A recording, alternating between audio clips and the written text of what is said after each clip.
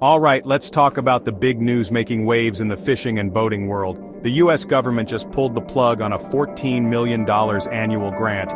If you've heard the headlines but aren't sure what's really going on, I'm here to break it all down. So, here's what happened.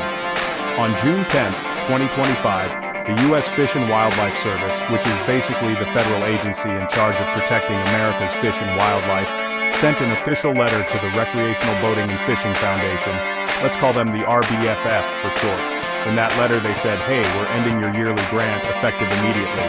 That's $14 million gone, just like that. Now, the RBFF, they're a non-profit group that's been getting this money to run a national program aimed at promoting fishing and boating, teaching people about safety, and basically getting more Americans outdoors. This wasn't some random cash giveaway. This was part of a strategic plan set up way back in 1998. So why the sudden change? The official reason from the Fish and Wildlife Service was that this grant no longer effectuates the priorities of the agency. In plain English, the government's saying it just doesn't fit in with what they want to focus on anymore. And, under federal rules, specifically something called 2 CFR Section 200.340, they can cancel a grant if it doesn't match their goals or priorities. That's exactly what happened here. The grant termination letter was signed by Grayson Rents, who handles grants over at the USFWS, and sent directly to the RBFF's Senior VP of Finance. They didn't leave the RBFF hanging though.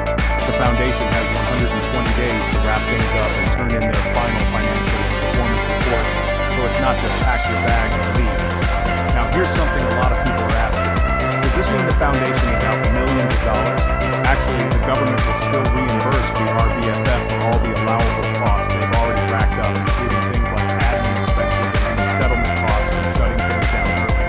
So, they're not left with nothing, but the yearly flow of $14 million is officially over. So what's the big picture here?